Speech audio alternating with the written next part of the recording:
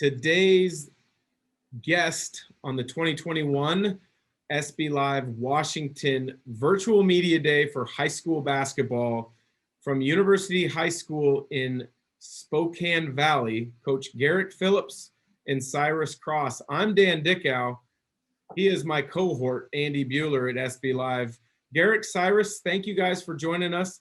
You've got to be excited knowing that high school basketball season in Spokane is almost here. How ready are you guys? To be honest with you, I'm not going to believe it till it happens. Like, I felt like the carpet has been pulled out from underneath basketball like 18 times. I mean, summer 2.0 was going to start a couple days before. They said, you can't do that. You can't do that. We've actually had some open gyms, so I'm cautiously optimistic after, what the governor's announcement today was. That was a big deal.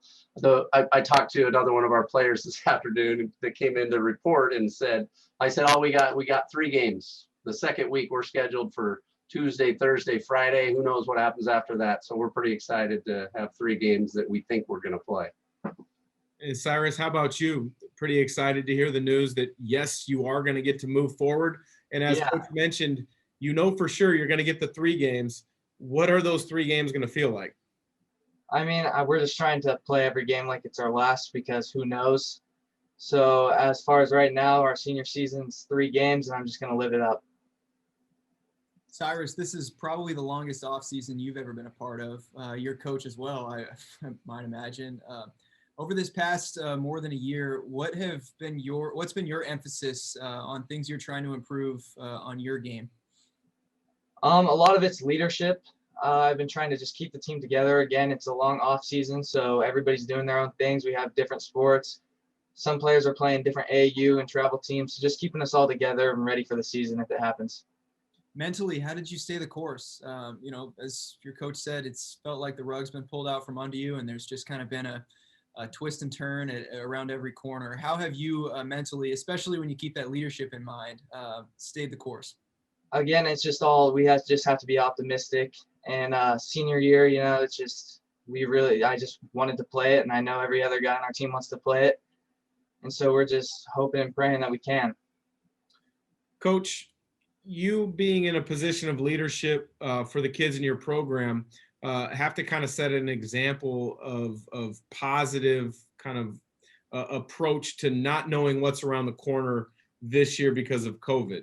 What has been the message that you've tried to provide consistently to the guys, not knowing yourself if you're going to have a season or not? Yeah, I'm gonna kind of bail out on my team in this. Honestly, I haven't been very good about it because I don't know what's next. I didn't know what was coming, and Cy alluded to it. These guys, they make fun of me. I'm so old with the social media and everything. These guys, the team stayed together. I'd only hear bits and pieces of what's going on, but they did a great job of staying in connection with one another. And along with Cy, I have 3 other returning seniors that have done a great job of keeping everybody together. And I mean, they snuck off and played a league over at the state line, in an underground warehouse, and I was able to go over there and watch some games and stuff. But honestly, I haven't done that much. I've just been waiting for Monday to come. Like, you can't believe, we're just chomping at the bit to get in the gym. Like I said, we've had some open gyms, but it's not the same. Not everybody's there. And so I'm super excited to get in there and, kind of strap it on and get after it. It's just been so long. It's just such a weird situation. So I didn't really answer your question, but I haven't done much. I'll tell you that. The boys have done a fantastic job, and they're super excited. Well, Cyrus, sounds like you and some of the other experienced players have kind of taken charge, which is very important for any team that's going to have success. What has been the biggest learning experience for you with not knowing what's around the corner and to keep guys together? Well, we have a great team, and they all love the sport, so it wasn't that big of a challenge per se to get them excited, because they stayed excited, which is good. And we all have memberships to the same gym and stuff, so we try to get in there as much as we can, and we see each other quite often, whether that's outside of school or in school, and we're always just playing together and stuff, so it's good. So I'm sure that over the past year, you've reminisced a lot on some of your favorite basketball memories.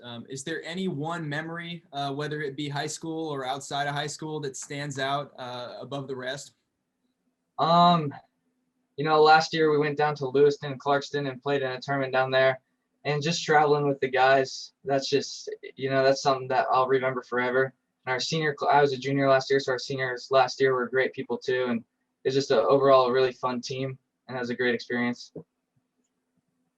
Yeah, a little bit different look in the league this year. I'm not sure exactly what your guys' schedule looks like, but what will you need to do to compete? Go for it first, yeah. I think it's just staying together. There's going to be obviously outside adversity with COVID and regulations and everything, and then along with we only have a short period of time to prepare. 3 games a week, that's a practice in between each one. So just overcoming. Yeah, so just real quick, I think we're the first GSL, so I can kind of give you guys a rundown. They've scheduled some non-league games. We have 2A, 3A, and 4A now. So what they did is North Central has gone down to 2A just for this year. So we have 2 groups of 8, and we're going to play a couple non-league games. And then if all goes well, we're going to play everybody once for 7 counters. And then we're going to do a little culmination deal that they did in volleyball. So 1 will play 4, 2 will play 3, winners will play, losers will play. And then they'll do the same thing with the bottom 4. 5 will play 8. 6 will play 7. So we'll get the kind of a feeling of a playoff atmosphere. It's not the same. We're not going to travel. We're not going to do anything, but the GSL is a great representative of Eastern Washington. So I think, whoever comes out of that thing can kind of crown themselves, COVID GSL champs, or East Side champs for the year or something. So I just glad if all goes well, that's going to be kind of a cool little culmination deal that they have planned. So yeah, I like how the GSL ADs and coaches have come up with that kind of playoff type structure to continue to provide, something to play for at the end of the year, which if you don't have anything to play for, yeah, you're playing, but you also want to compete to win and win a title of some sort. So that's great to see. Yeah, it's not the same. You're right. Yeah, the kids they're missing it and they want to get out there, but that's going to fade away real quick because if you don't have something to play for, you're right. I'm sure, especially with the amount of games coming at such a fast pace that high school athletes are not used to. Now, you didn't have a chance to coach during the season, but as a basketball fan, I imagine that gave you some more time to sit and reflect on different parts of the game when you're watching NBA or college. Is there an area of the game that you are looking forward to becoming better at as a coach? Yeah, you're so right. Just watching so much basketball, 1.5 NBA seasons and then the whole college season. Just taking notes and mental things. So I get really excited about that. But our coaches, we've been meeting on stuff to implement. And we're like, we don't even have time to put in very much stuff. So it's a crazy dichotomy. We're super excited. And I have a lot of new stuff. I don't know. I'm a big Celtic fan, but just what Brad Stevens runs and a lot of teams are running the same stuff of getting their posts away from the basket and dribble weaving. And there's just so many things that I think our athleticism is going to work real well or implement into that system really well. And I have really smart kids, so I'm excited to put some stuff in. I just don't know how much time we're going to have.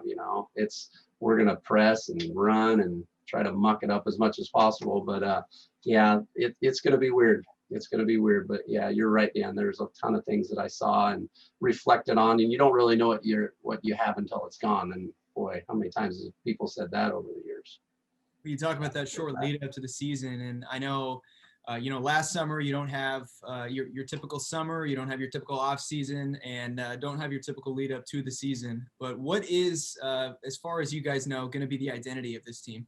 Yeah, that's a great thing. We have our 2 juniors, Jeremiah Sibley and Conrad Bippus, the 2 returners. They're both all league guys.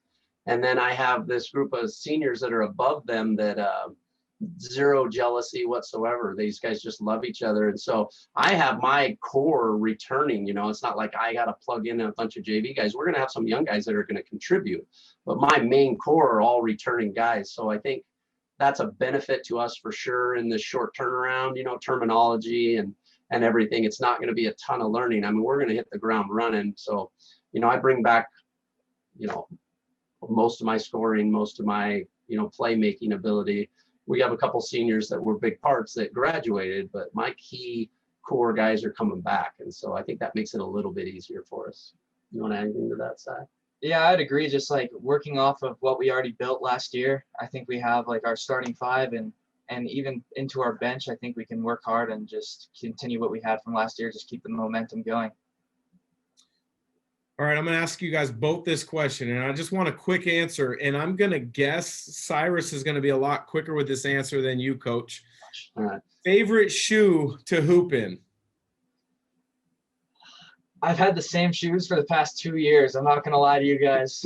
I've had the Kyrie's with the Celtic logo on there, and I was just trying to get playing time. He's a Celtics fan, so I had to do it. I'm going way back old school. Adidas top 10s, baby. Adidas top 10s. Stockton wore them when he was in college. I had them when I was like 4th or 5th grade. So those are my favorite hooping shoes. Great memories of my Adidas top 10s.